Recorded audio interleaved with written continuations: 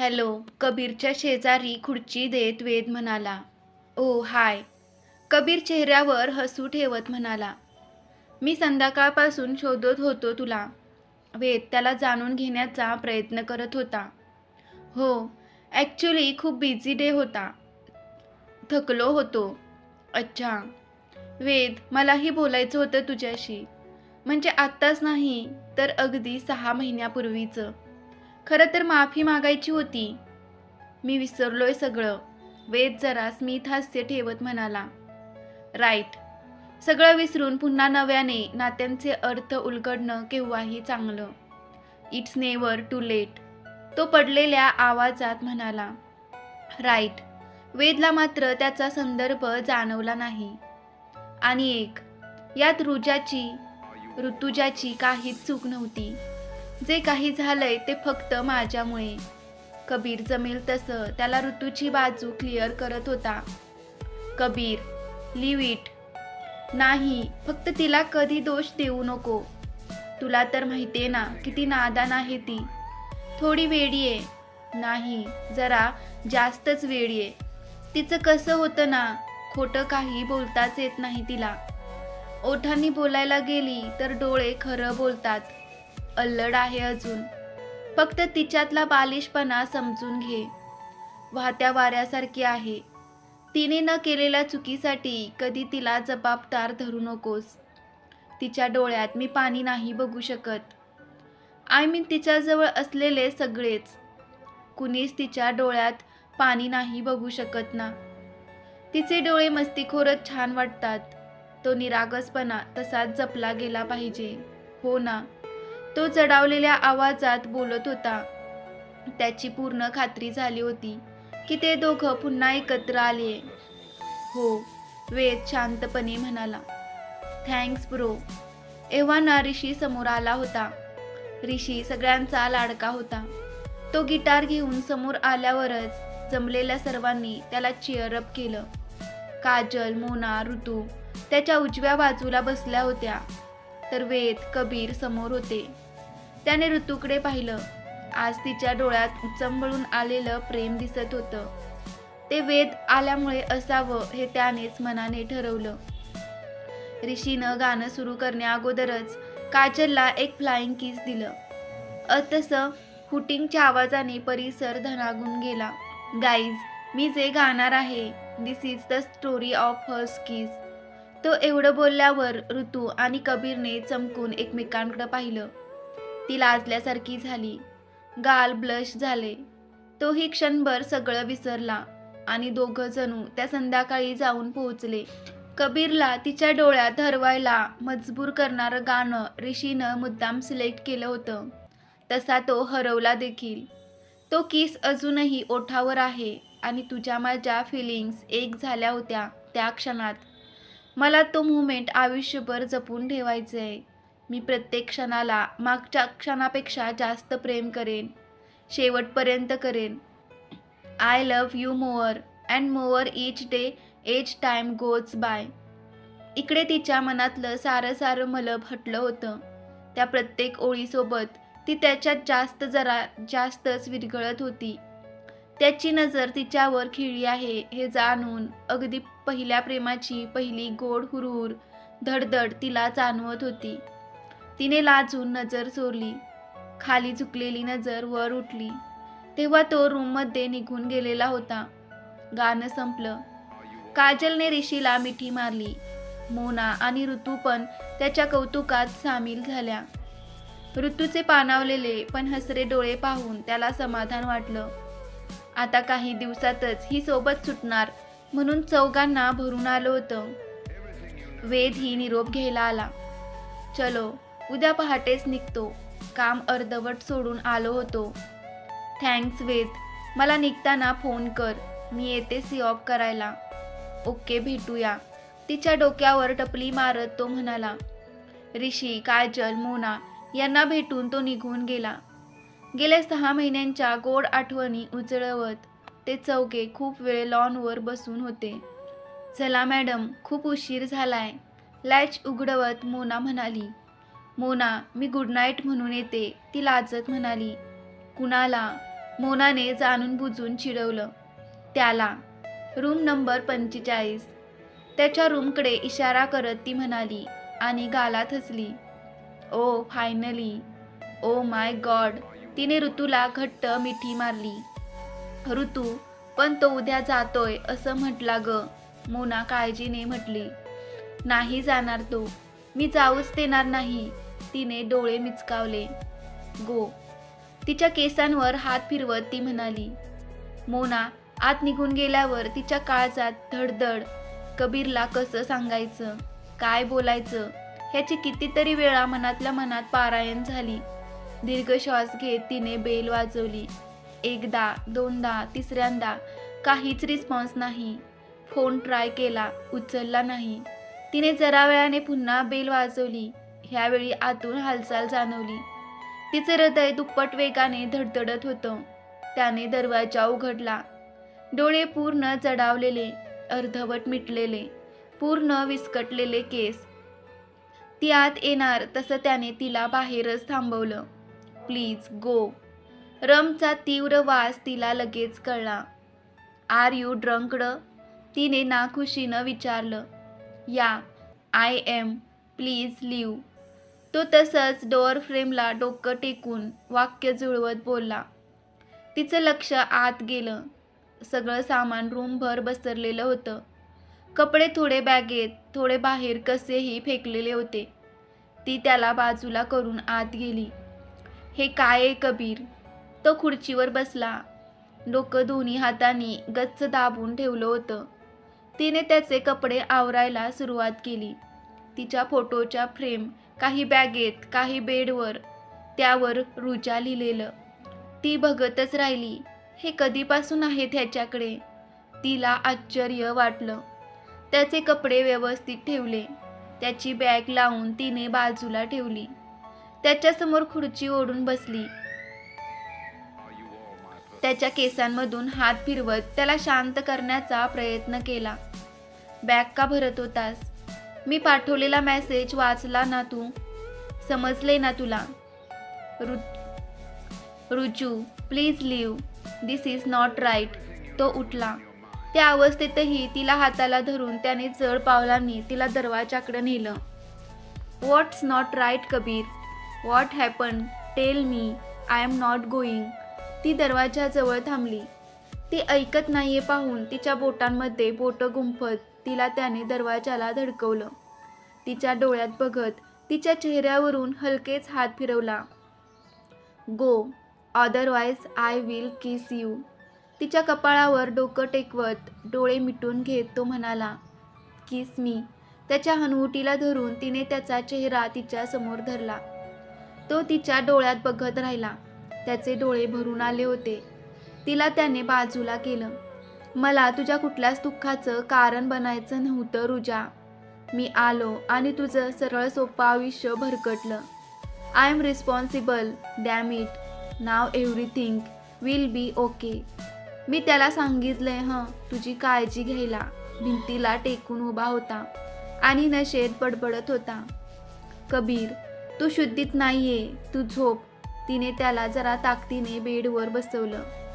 रुजा, तो व्यवस्थित काळजी घेईल ना तुझी? तिच्या डोळ्यात बघत तो म्हणाला. कबीर, काय बोलतोय? तुझ्या डोळ्यात जर पाणी आणलं तर मारामारी. यू नो ना, आय जस्ट लव. तिच्या खांद्यावर डोकं ठेवून तो अर्धवट बोलला. डोळे बंद होते. तिने त्याला व्यवस्थित झोपवलं. झोपेत अगदी निरागस दिसत होता. त्याच्या गालांवर ओठ टेकवायची इच्छा तिने आवर्ती घेतली. तिला तिचंच हसू आलं. सकाळी भेटल्यावर वेदविषयी झालेला गैरसमज कसा दूर करायचा याचा विचार करतच ती बाहेर आली. वेदच्या येण्याने काळजावरचं ओझं हलकं झालं होतं. तिला पहाटेच जाग आली. ती जरा वेळ बाहेर गॅलरीत आली. अजूनही अंधार होता. वेगवेगळ्या पक्ष्यांचे आवाज आसमंतात भरून राहिले होते. चांदणं जरा वेळाने कूस बदलवून झोपी जाईल आणि उजेड पडेल. जंगलाचा गोडसर आणि जलाशयाचा पानकळा असलेला संमिश्र वास पहाटेला सुगंधी बनवत होता. हे तर रोजचंच असतं, पण आज प्रेमाची जाणीव आणि ती स्वीकारण्याची हिंमत या दोन्हीही गोष्टीमुळे सगळं विशेष वाटत होतं. कबीरला आत्ताच भेटायचे ह्या एकच जाणीवेने ती मोहरली होती. कबीरला भेटायचे हा विचार येताच तिने घाईघाईने आवरायला घेतलं. जरा वेळाने तयार होताना आरशात बघून स्वतःच लाजण्याचे उद्योग चालू होते. ओले ते दाट आणि खाली सॉफ्ट कर्ल केलेले केस, प्रेमाच्या रंगात उजळून निघालेला सतेज गव्हाळ रंग आणि गर्द कॉफी रंगाचे डोळे, त्या डोळ्यात काजळ रेखताना होणारी हाताची थरथर, one shoulder baby pink top आणि त्यावर बारीक फुलांची सुंदर प्रिंट असलेला फ्लेअर्ड लॉंग व्हाईट स्कर्ट, हलकीशी लिपस्टिक आणि कबीरच्या प्रेमात गुलाबी झालेले गाल. तिचा फोन वाजला तसं ती भानावर आली. पलीकडे वेद होता. निघतोय, बाहेर येतेस का? आले. मोनाला बळजबरीने उठवून ती फोन घेऊन बाहेर पडली. कबीरच्या रूमकडे एकवार बघून तिला आज वेगळं समाधान वाटलं. ती पार्किंगमध्ये आली.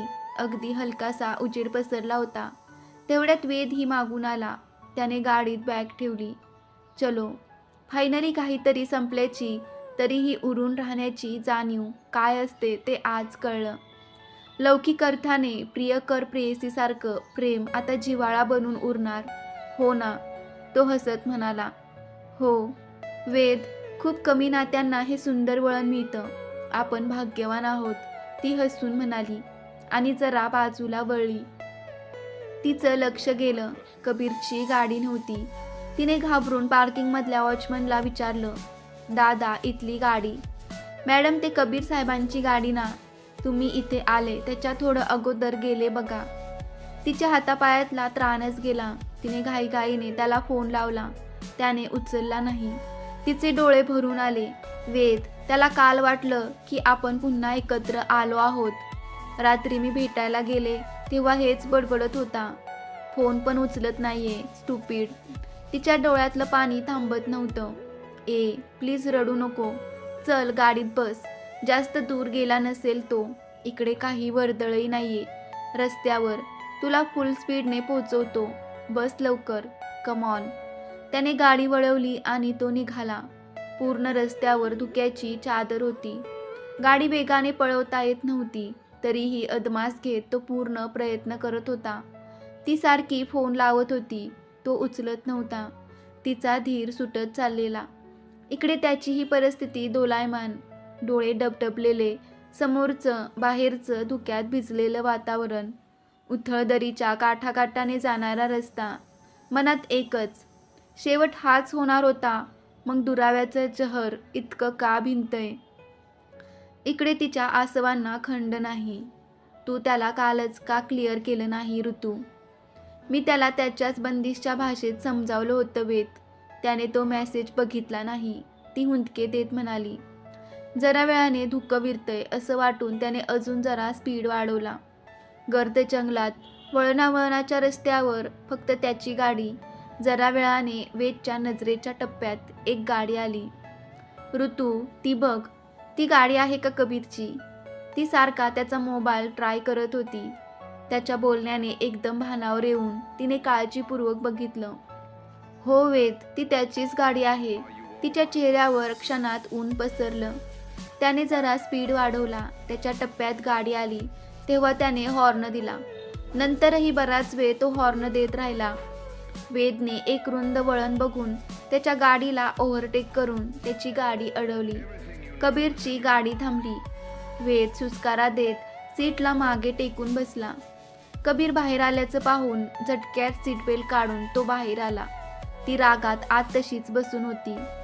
मिस्टर कबीर, मोबाईल बघताय का जरा? वेद चिडला होता. कबीरने जॅकेटच्या खिशातून मोबाईल काढला आणि चेक केला. कितीतरी मिस कॉल होते. ॲक्च्युली सायलेंटवर होता, कळलं नाही. चुकलंच जरा. तुम्हाला भेटून विश करून जायला हवं होतं, पण अर्जंट काम आलं सो निघालो. सॉरी, तो अडखळत बोलला. ब्रो, काय विश करणार होतास? तू ऋतूला कधी जाणून घ्यायचा प्रयत्न तरी केलास का? तिच्या डोळ्यात काय दिसतं तुला? तू तिच्यासोबत असण्याचा प्रयत्न करायचं सोडून तिला एकटं टाकून का जातोस? तूच बोललास ना काल, ती नादान आहे. मग तुला तिची नादानी कळत नाही. आमचं ठीक आहे, आम्ही आहोतच उथळ. पण तू तर सारासार विचार करू शकतोस ना. म्हणजे त्याचेही डोळे भरून आले होतेच. म्हणजे तुझी अमानत आहे, तू सांभाळ. मला उशीर होतोय. वेद गाडीकडे वळला. दरवाजा उघडून त्याने हात धरून ऋतूला बाहेर काढलं. ती प्रचंड संतापली होती. कबीरकडे न बघता तशीच उभी होती. ऋतुजा, हे तुझं त्या वाढदिवसाचं गिफ्ट, सांभाळ. तिच्या डोक्यावरून अगदी प्रेमाने हात फिरवून तो गाडीत बसला आणि निघून गेला. त्याच्याही डबडबलेल्या डोळ्यांना आता रस्ता दिसत नव्हता. थोडं पुढे आल्यावर गाडी थांबवून त्याने मनसोक्त रडून घेतलं. खूप मोठं ओझं उतरल्यासारखं झालं. कदाचित क्षणार्धात आपलं आयुष्य सोपं करून टाकणारा आपला मितवा कोण असतो हे आपल्याला कधीच कळत नाही. मोठ्या रुंद वळणाला त्याने त्याची गाडी बाजूला उभी केली होती. रस्त्याच्या दुसऱ्या बाजूला एक उथळ दरी आणि व्हॅली पॉईंटकडे जाणारा बोर्ड बऱ्यापैकी उजळलं होतं. दरीत सोनेरी ढगांचे पुंजके आणि त्यावर पांघरून घालणारं धुकं साचलं होतं. ती अजूनही तिथेच दूर उभी होती. आजूबाजूचा परिसर पूर्ण झाडांनी वेढलेला. मधूनच होणारी झाडांची सळसळ थंडगार वातावरणाने अंगावर काटा येत होता. एक शोल्डर ऑफ असल्याने जास्तच थंडी वाजत होती. तो गाडीला टेकून उभा तिच्याकडेच फक्त बघत होता. अंगात मस्टर्ड रंगाचा dirty wash T shirt, dark blue jeans आणि जॅकेट. तो जॅकेट काढून तिला देणार तसं तिने डोळे पुसले. तिथेच थांबायचं कबीर, अजिबात बोलायचं नाही आणि मागे पण यायचं नाही. रागात रस्ता क्रॉस करून ती व्हॅली पॉईंटकडे निघाली. थोडं पुढे गेल्यावर एका सुंदर पॉईंटला रेलिंगने कव्हर केलेलं होतं आणि समोर निसर्गाचं भरभरून वरदान फेसळणारे ढगच त्या प्याल्यात भरून होते. तिच्या मागून तो आलाच. ती जागेवरूनच ओरडली, स्टॉप, तिथेच थांबायचं.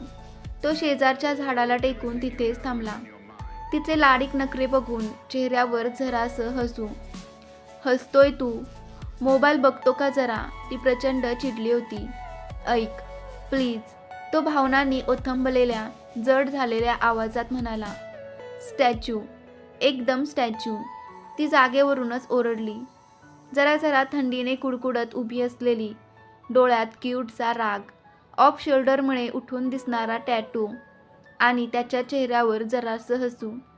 तिच्या फोनमधून त्याला पाठवलेली लिंक तिने ओपन केली. प्रभा अत्रेच्या आवाजातली बंदिश त्याने लगेच ओळखली. जमुना किनारे मोरा गाव, सावरे अजयसा सावरे. एवढे ऐकून तिने ते बंद केले. तू म्हटला होतास ना राधेला प्रेमाची जाणीव होते तेव्हा ती त्याला यमुना किनाऱ्यावर बोलवते. मग का नाही बघितला तू हा मेसेज? बोल. त्याने फक्त खांदे उंचावून स्टॅच्यू असल्याचं तिच्या लक्षात आणून दिलं. अरे तू स्टॅच्यू आहेस नाही का? ओके, आज मी बोलणार, तू फक्त ऐकायचं. त्याने गोड हसून मानेनेच होकार दिला. तो हाताची घडी घालून झाडाला टेकून तिच्या गोंडस चेहऱ्यावर नजर खिळवून उभा होता. तर मिस्टर कबीर, खूप फिलॉसॉफी मांडत असतोस ना, क्यूटचं बोलून मला माझ्यापासून दूर करतोस हो ना? तू आता माझी फिलॉसॉफी ऐकायची. मला नेहमी बंदिशीत बंद करतोस. आज फक्त माझं गाणं ऐकायचं. तू दूर होतास तेव्हा स्वप्नात तुला कितीतरी वेळा हे सांगून झालंय ऑलरेडी, पण आता समोर ऐक. तिने झरझर मोबाईलवरून बोट फिरवलं आणि गाणं लावलं. Hold me close and hold me fast, the magic spell you cast, this is la vie and rose. ही माझी फिलॉसॉफी आहे तुझ्यासाठी. माझं आयुष्य कुठेतरी प्रेम असण्या नसण्याच्या सीमेवर असताना तू आलास. ला व्ही अँड रोज. तेव्हा मी ह्या आयुष्याला गुलाबी रंगात पाहिलंय. त्या समुद्राच्या काठावर आपल्या थेलकावे खाणाऱ्या पडद्याच्या पलीकडून ह्या डोळ्यांनी तू हा जो की काही मॅजिक स्पेल केला होतास ना, त्या निळ्या समुद्राच्या निळाईची शपथ, मी ह्या आयुष्याला गुलाबी रंगात पाहिलंय. कबीर, त्या मंदिरात फुलं तोडताना मला नकळत उचलून घेतलं होतंस. तेव्हाच कुठल्या तरी क्षणात मी ह्या आयुष्यातून समांतर आयुष्यात निघून गेली असावी. त्या गाभाऱ्यात ती शुभशकुनांची पांढरी फुलं ठेवताना माझे विचार क्षुण्ण होते. त्या शुभ्र फुलांची शपथ, कदाचित तेव्हा मी ह्या आयुष्याला गुलाबी रंगात पाहिलंय. ते मचान, ती आयुष्य चोरणारी सावळी संध्याकाळ, समोरची हिरवळ आणि मावळतीचे गहिरे केशरी रंग. त्या क्षणी कुठल्या हक्काने तू ओठ टेकवले माहीत नाही. त्या एका क्षणात तुझ्या नावे आयुष्य झालं होतं कबीर. तुला कसं कळलं नाही? माझे बंद डोळे आणि बाहेर इतक्या रंगाची उधळण, तरीही बंद पापण्याच्या आड मी ह्या आयुष्याला गुलाबी रंगात पाहिलंय. कबीर, तू बोलायला लागलास की मेल्ट होते. तुझ्या प्रत्येक वाक्यावर मी फिदा होते. तुझ्या विस्कटलेल्या मेसी फ्रिंज केसामध्ये माझं मन गुंतून पडतं. एंजल लाईक फील होतं. आणि तुझं बोलणं म्हणजे एक सुरेल बंदिश, एखादं प्रेमगीत असल्यासारखं माझ्यात कायम जिवंत असतं. काल परवाचा तो सूर्यास्त, त्या दिवशीचा ते चांदण्यात न्याहाळलेले चंदेरी जलाशय तुझ्या ह्या हेजल रंगाच्या डोळ्यामध्ये उतरलं होतं. ह्या हेजल रंगातही मी ह्या आयुष्यातला गुलाबी रंगात पाहिलंय. कबीर, माझा आत्मा, माझं हृदय, मी स्वतः पूर्णपणे तुला केव्हा समर्पित झाले. तुझ्या रंगात रंगून सगळे रंग एक होऊन देखील शेवटी मी या आयुष्याला फक्त तुझ्यासोबत गुलाबी रंगात पाहिलंय. तिचा आवाज पूर्ण भिजला होता. गालावरून ओघळणारे अश्रू जणू गुलाबी झालेले. तो स्तब्ध होता. तिने पुन्हा डोळे पुसले. स्कर्ट सावरून प्रपोजच्या परफेक्ट पोजमध्ये बसली. मिस्टर कबीर सरदेसाई, तुम्ही इन्फिनिटी खडूस आहात. तरीही माझं तुमच्यावर प्रेम आहे. आणि किती आहे ते मी कदाचित कधीच सांगू शकणार नाही. तुझ्यासोबत असलेला माझा प्रत्येक क्षण काय, प्रत्येक श्वास हेलकॉइन आहे. मी नादान आहे, बालिश आहे, इम्पेशंट, अवघड, किचकट, अशी कितीशी. I am a perfect royal mess. तुला ही नादानी आयुष्यभर सहन करायला आवडेल. Kabir Sardesai, will me marry me. क्षणभर शांतता. दोघांच्या डोळ्यात एकमेकात विरघळण्याची ओढ. त्याने तिला मिठीत घेण्यासाठी त्याचे हात पसरवले. ना, उत्तर दे, बोल काहीतरी, otherwise I will kiss you. ती डोळे पुसत म्हणाली. कम ऑन, किस मी. ती उठली आणि त्याच्यापर्यंत धावत जाऊन तिने उडी मारली. त्याने अलगद तिला वर मिठीत उचलून घेतलं. रडतच ती त्याच्या भारदस्त मिठीत विसावली. तिच्या गुलाबी ओठांना हक्काने आपलंसं करून तिच्या प्रश्नाला त्याने ओठांनीच उत्तर दिलं होतं. त्याच्या ओठावरचा हा गोड होकार कितीतरी वेळ ती टिपत राहिली. त्यात कितीतरी विरहाचे क्षण वितळत होते. आठवणी उतरत होत्या, बंदी सुरात बांधल्या जात होत्या. तिच्या गुलाबी ओठांवर त्याचेही विरहाचे जहरीले क्षण गोड झाले होते. भानावर आली तेव्हा त्याच्या डोळ्यात पाहून तिला क्षणभर त्याच्या इतक्या जवळ असण्यावर विश्वासच बसला नाही. लाजून त्याच्या खुशीत स्वतःला लपवण्याचा प्रयत्न करत होती. तिची हनुवटी जरावर करून तिच्या डोळ्यात बघायचा प्रयत्न करत होता. तिने नजर चोरली. एरवी कधी न होणारी गोड धडधड जाणवली. इतकं लाजायचं मिसेस कबीर सरदेसाई. ती अजूनही त्याच्या मिठीत होती. तिच्या दाट केसांमधून हात फिरवत तिच्या गालावर ओठ टेकवत तो हळुवारपणे म्हणाला. त्याचे ते बोलणं ऐकून ती मोहरली. 1 मिनिट. त्याने पाकिटातून तिचं अँकलेट काढलं. तो खाली बसला. पाय पुढे कर. तिने आश्चर्याने स्कर्ट जरा बाजूला केला. त्याने तिच्या पायात अँकलेट घातलं. तिच्या चेहऱ्यावर आता उगवतीचे रंग चढत होते. केसात कोवळा प्रकाश माळला होता. ती त्याच्या शेजारी बसली. त्याने तिला एका हातात कवेत घेतलं होतं. त्याच्या खांद्यावर डोकं टेकून तिने डोळे बंद करून घेतले. हे तू सांभाळून ठेवलं होतंस. मी तुला म्हटलं होतं ना, प्रेमाच्या बाबतीत माझी फिलॉसॉफी आहे. मी तेव्हाच तुझ्या प्रेमात पडलो रुजू. जेव्हा तुला पहिल्यांदा बघितलं होतं तेव्हापासून फक्त तू आणि तूच आहेस. ह्या 6 महिन्यात तर तुझ्यापासून दूर जाऊन जास्त तुझ्यात हरवलो होतो. बस आता एक क्षणही दूर जाऊ देणार नाही. हा आपल्या दोघांचा होल्सियन मोमेंट आहे.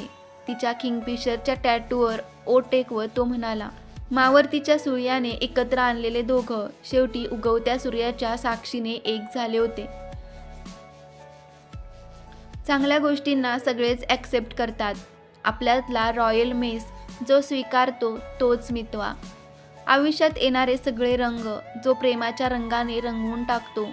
ज्याच्या स्पर्शात, ज्याच्या फक्त सोबत असण्यात आणि कधी कधी नसण्यातही आयुष्य कंप्लीट असण्याची जाणीव आहे तोच मितवा.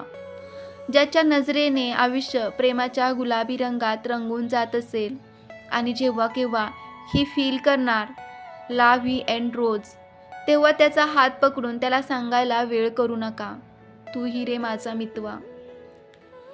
तर मित्रांनो, कथा कशी वाटली कमेंट करून नक्की कळवा. आवडल्यास लाईक करा. असेच नवीन नवीन व्हिडिओ पाहण्यासाठी आपल्या चॅनेलला सबस्क्राईब करा. धन्यवाद.